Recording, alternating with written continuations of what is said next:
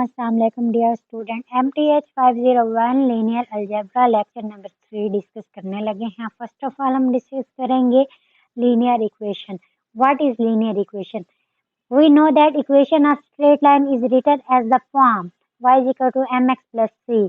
ऐसी इक्वेशन जिसकी डिग्री 1 है उसको लीनियर इक्वेशन कहते हैं। लीनियर इक्वेशन को हम स्ट्रेट लाइन भी कह सकते हैं।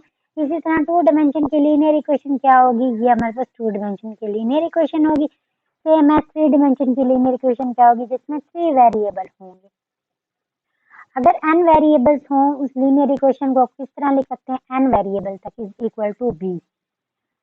ए जो होंगे वो हमारे पास क्या है? Constant and A I is not zero.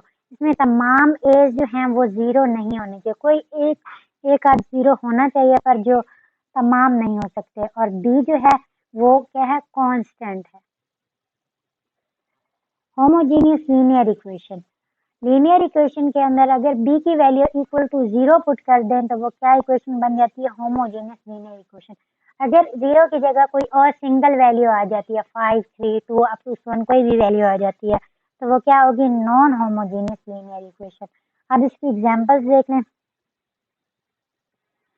Examples दी गई हैं। अब यहाँ देखें इसका वेरिएबल्स क्या है? 1 है, पावर 1 है। सेम इसी तरह इसकी पावर भी 1 है, इसकी पावर भी 1 है, इसी की पावर भी 1 है, इसकी पावर भी 1 है। तो ये तमाम जो इक्वेशंस हैं ये क्या है? लीनियर इक्वेशन है।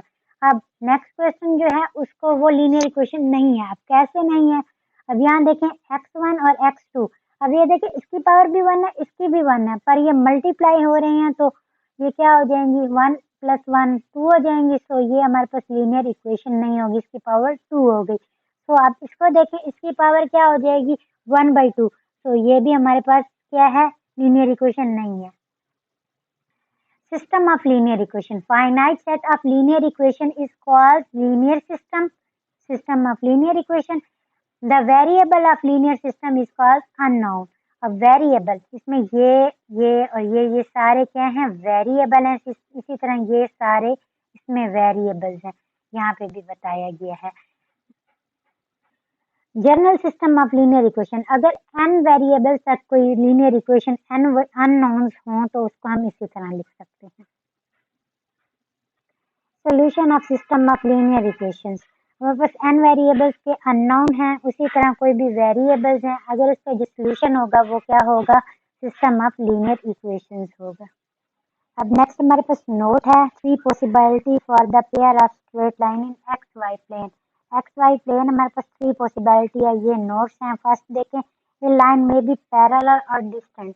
अगर लाइन हमारे पास पैरेलल और डिस्टेंट हो तो नो इंटरसेक्शन होगी, कॉन्सिक्वेंटली वो क्या होगा? नो सोल्यूशन होगा। नेक्स्ट देखें, अगर line intersect only 1 point, line 1 point पर इंटरसेक्ट करेगी तो वो क्या होगा? 1 सोल्यूशन। इसी तरह a line may coincide of infinite many points of the intersection and consequently infinite many solution। अब फर्स्ट में क्या था कि अगर लाइन पैरेलल और डिस्टेंट होगी तो नो सोल्यूशन, अगर इंटरसेक्ट 1 पॉइंट पे करेगी तो 1 सोल्यूशन। इसी तरह मैनी और इनफाइनाइट मैनी पॉइंट्स पर इंटरसेक्शन होगी तो क्या होगी? Infinite many solution. ये जो 3 पॉइंट्स हैं आप इसको रिमाइंड कर लीजिएगा, मिड में अक्सर या क्विज में पूछे जा सकते हैं। नेक्स्ट देखें, consistent and inconsistent. Linear system is said to consistent at least one solution. अगर one solution है तो वो consistent होगी, अगर no solution है तो inconsistent होगी। अब इसको एक्सप्लेन करेंगे हम एग्जाम्पल्स के साथ। इक्वेशंस आप लोगों के पास दी गई हैं, लीनियर इक्वेशंस 2 वेरिएबल्स के लिहाज से x1 minus 2x2 is equal to -1 and minus x1 plus 3x2 is equal to 3। अब 2 इक्वेशंस दी गई हैं, इसमें सबसे पहले हम x1 और x2 की वैल्यू पुट करेंगे। फर्स्ट ऑफ ऑल हमने x1 और x2 की वैल्यू पुट की। ये वैल्यू पुट करेंगे 3 और 2 आ जाएगा। ग्राफिकली रिप्रेजेंटेशन क्या है उसकी ये है। तो ये जो इक्वेशंस है 1 सोल्यूशन, इसमें एक सोल्यूशन आया है तो ये हमारे पास 1 सोल्यूशन है। तो जब 1 सोल्यूशन होगा तो इसको हम क्या कह सकते? 1 सोल्यूशन को हमने क्या कहा था? कॉन्सिस्टेंट। इसी तरह अगर हमारे पास नो सोल्यूशन आ जाता है तो इनकंसिस्टेंट होगा। अब इसके लिए भी देखिए, ये इक्वेशंस दी गई हैं। जब इसको सॉल्व करेंगे इस इसका जो सोल्यूशन आएगा वो क्या होगा, नो सोल्यूशन आ जाएगा। क्यों, ये वैल्यू कट जाएगी, अब ये नो सोल्यूशन आ जाएगी। ग्राफिकली इसको इस तरह रिप्रेजेंटेशन कर सकते हैं। नेक्स्ट जो इक्वेशंस दी गई हैं उसका क्या, इनफाइनाइट मैनी सोल्यूशन।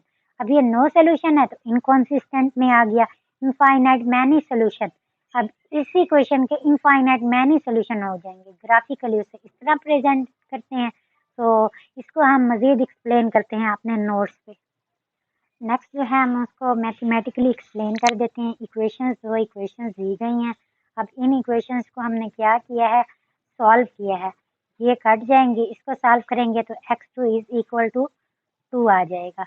अब x2 की वैल्यू हम इक्वेशन 1 में पुट करेंगे, 2 2 4 हो जाएगा इज इक्वल टू -1। जब ये 4 उस साइड पर चला जाएगा तो ये माइनस का प्लस हो जाएगा। तो आंसर क्या आ जाएगा, x1 is equal to 3। Next जो एग्जांपल है इसमें दो इक्वेशंस दी गई हैं। अब ये देखें, ये वाली वैल्यू भी कट जाएगी, ये भी कट जाएगी। क्या आ जाएगा, 0 इज इक्वल टू 2। ये हमारे पास क्या हो जाएगा, नो सोल्यूशन हो जाएगा। जब ये नो सोल्यूशन है तो ये क्या होगा, इनकॉन्सिस्टेंट। नेक्स्ट जो इक्वेशंस हैं, इन इक्वेशन को जब हमने सॉल्व किया है तो क्या हो जाएगा, ये भी कट जाएंगी, ये भी कट जाएंगी। सिमिलरली ये हमारे पास आंसर आ जाएगा। ये क्या है, infinite many solution, infinite many solution. Next देखें, नेक्स्ट हमारे पास क्या है, system, linear system with three unknowns.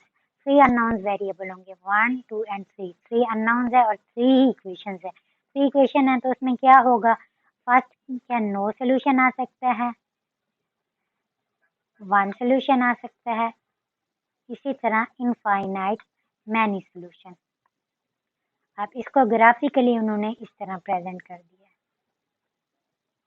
ये क्या है, 1 solution, no solution and infinite many solution. अब नेक्स्ट एक थ्योरम दिया गया है, every system of linear equation. अगर कोई हमारे पास लीनियर इक्वेशन की सिस्टम है उसमें क्या हो सकता है, 3 पॉसिबिलिटी हो सकती हैं। First is 0 1 and infinite many solution. ये थ्योरम बस इसमें मेन बात ये है कि हमारे पास कोई लीनियर इक्वेशंस हैं, उसकी 3 पॉसिबिलिटी हैं, या तो वो 0 होगा या 1 होगा या इनफाइनाइट मैनी सोल्यूशन होगा। अब नेक्स्ट इसकी एग्जांपल की तरफ देखें। इक्वेशंस दी गई हैं। अब इस इक्वेशन को जब हम सॉल्व करेंगे, फर्स्ट ऑफ ऑल इसको और इसको काट देंगे तो क्या आ जाएगा, 3x is equal to 7। x की वैल्यू क्या आ जाएगी, 7/3। इसी तरह उसी में y की वैल्यू फाइंड करेंगे तो ये हमारे पास एक सोल्यूशन आया है, तो यूनिक सोल्यूशन है। 1 सोल्यूशन है, जब 1 सोल्यूशन है तो वो कंसिस्टेंट हो जाएगा। तो बस हमने कंसिस्टेंट तो नहीं बताना, कंसिस्टेंट और इनकंसिस्टेंट, यहाँ पे यही बताना है कि ये जो सोल्यूशन है यूनिक सोल्यूशन है या नो सोल्यूशन है या इनफाइनाइट मैनी सोल्यूशन है। जो ये फर्स्ट एग्जांपल है ये हमारे पास क्या आंसर आप लेकर आई है, यूनिक सोल्यूशन। इसी तरह नेक्स्ट जो एग्जांपल दी गई है, अब इसको सॉल्व करें, जब इसको सॉल्व करेंगे उसी तरह तो इसका क्या आंसर आ जाएगा, 0 इज इक्वल टू 6। तो 0 इज इक्वल टू 6 इसका मतलब है नो सोल्यूशन है। जब नो सोल्यूशन एग्जिस्ट कर रहा है तो ये क्या होगा, इनकंसिस्टेंट हो जाएगा। नेक्स्ट देखें, लीनियर इक्वेशन। हमारे पास लीनियर इक्वेशंस है, जब हम इसको सॉल्व करेंगे, मैथमेटिकली सॉल्व करेंगे, इसी तरह क्या किया है, फर्स्ट -4 के साथ एंड देन ऐड -4 मल्टीप्लाई किया फर्स्ट इक्वेशंस में, उसके बाद उसको ऐड कर दिया। जब इसको ऐड करेंगे 0 इज इक्वल टू 0, जब 0 इज इक्वल टू 0 आ गया तो इसका मतलब क्या हो गया, ये इनफाइनाइट मैनी सोल्यूशन है। बात वही है, अगर कोई इक्वेशन है उसके 3 इक्वेशन हो, 3 पॉसिबिलिटीज हो सकती हैं, या तो 1 या 0 या फिर इनफाइनाइट मैनी सोल्यूशन। तो 3 उसके एग्जाम्पल से हमने प्रूव कर दिया। नेक्स्ट देखें, पैरामीट्रिक रिप्रेजेंटेशन। ये जो है ये बहुत इजी है। अब इसमें क्या दिया गया है, कोई इक्वेशंस दी गई हैं, उसको सबसे पहले हमने क्या करना है, y is equal to t, y को रिप्लेस कर देना है t के फॉर्म में, तो वो हमारे पास आंसर लेकर आएगी x की, x in term of t। Then t x is equal to t solving y। इसी तरह x जब t हो जाएगा तो सॉल्व करेंगे y in term of t में। इक्वेशंस दी गई हैं, 4x minus 2y is equal to 1। सबसे पहले y को हम t पुट करेंगे, t पुट किया तो y हमारे पास क्या आ जाएगा, y is equal to t तो वैल्यू पुट करने से आंसर क्या आ जाएगा। अब इसका आंसर चेक करें।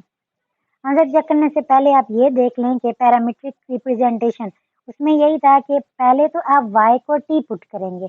अब y को हमने t पुट कर दिया, इक्वेशन में रिप्रेजेंट कर दिया। इसी तरह उन्होंने कहा जब आप t पुट करेंगे तो x की वैल्यू आ जाएगी इन टर्म ऑफ t।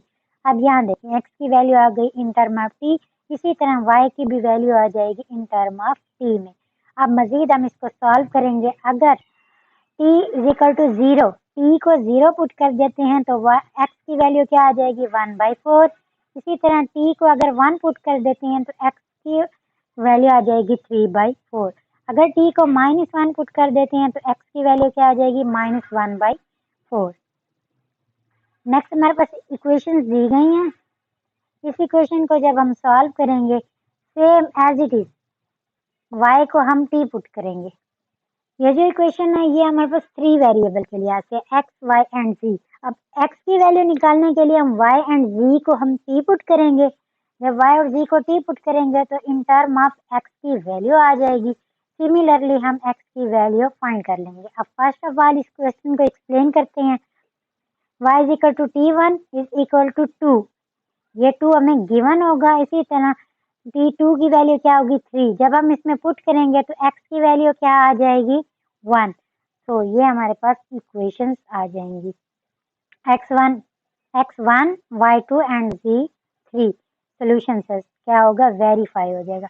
इस तरह मजीद हम उसको वेरीफाई भी कर सकते हैं जो इक्वेशंस में हमने निकाली हैं वैल्यू क्या वो ठीक है या नहीं है। नेक्स्ट देखें matrix notation. A central information of linear system can be recorded compactly and rectangular area is called matrix।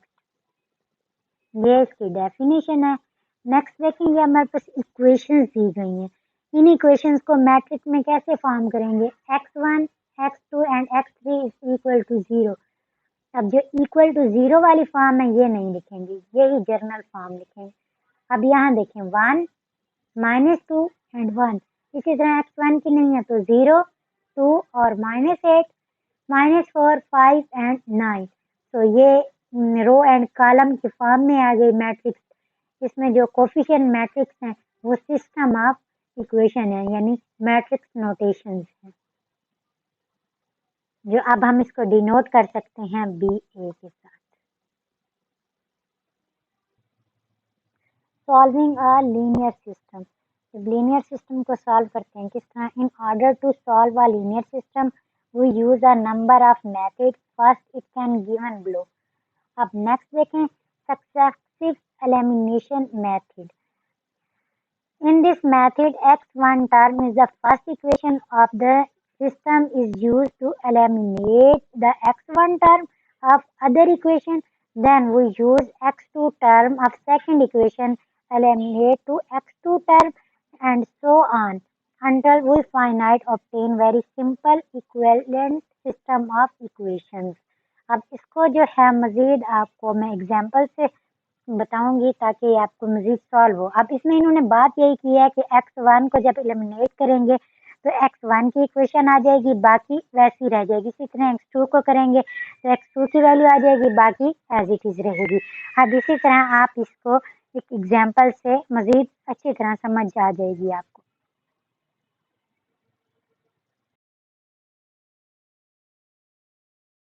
5 दिया गया, इसमें एक इक्वेशन गिवन है। फर्स्ट ऑफ ऑल हम क्या करेंगे उस इक्वेशन को मैट्रिक्स फॉर्म में लिख लेंगे। सबसे पहले x1 को एलिमिनेट करेंगे, इसको R4 के साथ मल्टीप्लाई कर देंगे, देन उसको ऐड कर देंगे। जब हमने उसको ऐड किया तो ये आंसर आ गया। इसको मैथमेटिकली फॉर्म में ऐसे लिख लेंगे। अब इक्वेशन 2 को मल्टीप्लाई करेंगे 1/2 के साथ तो क्या आ जाएगा 2/2 -8/2 एंड 8/2। तो क्या आंसर आ जाएगा, ये आंसर आ जाएगा। नेक्स्ट हमने x2 को एलिमिनेट करना है। जब x2 को एलिमिनेट करेंगे 3R2 आ जाएगा। 3R2 को मल्टीप्लाई करेंगे तो ये आंसर आ जाएगा, ये आंसर हमारे पास आ जाएगा। नेक्स्ट R3 को एलिमिनेट करना है। जब उसको एलिमिनेट करेंगे तो क्या होगा R2 + 4R3। नेक्स्ट क्या करना है, सब्ट्रैक्ट करना है third equation from first. R1 minus R3, इसको करेंगे तो ये आंसर आ जाएगा। नेक्स्ट हमने करना है इक्वेशंस, इक्वेशन 2 को ऐड करना है 2 के साथ, तो ये इक्वेशन आ जाएंगी। तो ये सोल्यूशन हमारे पास आ गया x1 x2 एंड x3 का। नेक्स्ट देखिए elementary row operations. Row operations कितने होते हैं? First is replacement, second is interchanging and third is scaling. Replacement, row one row of the sum itself, एक रो जो होती है वो सम होती है अपने आप के साथ या non zero multiple of other row. Next देखिए इंटरचेंजिंग, टू रो को इंटरचेंज भी कर सकते हैं। स्केलर के multiply all increase the row by non zero constant. First जो है, फर्स्ट में उन्होंने कहा था रिप्लेसमेंट, R3, इसकी रिप्लेसमेंट करेंगे तो क्या होगा? R3 प्लस 4R1, ये रिप्लेसमेंट किया तो ये आंसर आ गया। नेक्स्ट उन्होंने बताया था इंटरचेंज, रो को इंटरचेंज भी कर सकते हैं। इसी तरह स्केलिंग, कोई भी वैल्यू हो 3, इसको मल्टीप्लाई भी कर सकते हैं इसके साथ, वो स्केलिंग मल्टीप्लाई भी हो सकता है। टू फंडामेंटल क्वेश्चंस, हमारे पास 2 क्वेश्चन दिए गए हैं। If the system consistent that does not at least one solution exist, if solution exists it only unique solution। ये जो है ना, ये इम्पोर्टेंट है, क्विज में अक्सर पूछे जाते, इसको आप देख लीजिएगा। फंडामेंटल क्वेश्चंस कि सिस्टम कंसिस्टेंट कब होता है? जब एटलीस्ट वन सोल्यूशन हो। सोल्यूशन एग्जिस्ट तब करेगा जब सोल्यूशन यूनिक होगा। तो फंडामेंटल क्वेश्चन ये डिफरेंट टाइप से पूछे जा सकते हैं। एग्जाम्पल 6 देखें। एग्जाम्पल 6 में हमने क्या करना है? लीनियर इक्वेशन को सॉल्व करना है। x1 x2 एंड x3 की वैल्यू फाइंड करनी है। सबसे पहले हमने मैट्रिक्स नोटेशन में किया उसको, same as it is equation 1 with R1 and add equation 3, 4R1 plus R3, ये करेंगे, ये आंसर आ जाएगा। इसी तरह इसको भी एलिमिनेट कर लेंगे तो वैल्यू आ जाएंगी x1 x2 एंड x3 की। नेक्स्ट एग्जाम्पल दी गई हैं, इस एग्जाम्पल को भी same as it is solve करना है। मैट्रिक्स आर्गुमेंट में लिखा है x1 को एलिमिनेट करेंगे, रो इंटरचेंज करेंगे 1/2। अब देखें 1 रो कौन सी है? ये 1 है और ये सेकंड है और ये थर्ड है। सबसे पहले उन्होंने कहा है फर्स्ट को सेकंड के साथ, अब ये सेकंड ऊपर चली जाएगी, फर्स्ट क्या हो जाएगी? नीचे आ जाएगी, इंटरचेंज कर लिया।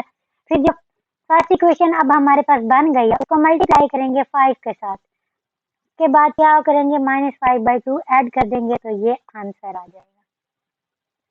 नेक्स्ट इसको क्या करेंगे? -1/2 x2 के साथ ऐड करेंगे in third equation, then find the result.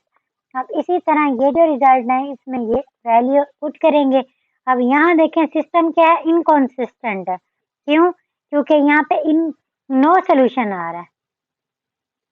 अब यहाँ पे x3 का इस सोल्यूशन ही नहीं आ रहा, तो ये क्या है? नो सोल्यूशन एग्जिस्ट कर रहा है, तो ये इनकंसिस्टेंट है। अब इससे मजीद आगे इसकी एक्सरसाइज से रिलेटेड अगर आपने कोई क्वेश्चन मुझसे करवाना है तो आप मुझे कमेंट सेक्शन में बता सकते हैं। उम्मीद है आपको मेरे लेक्चर की समझ आ गई होगी। मिलते हैं अगली वीडियो के साथ। अल्लाह हाफिज।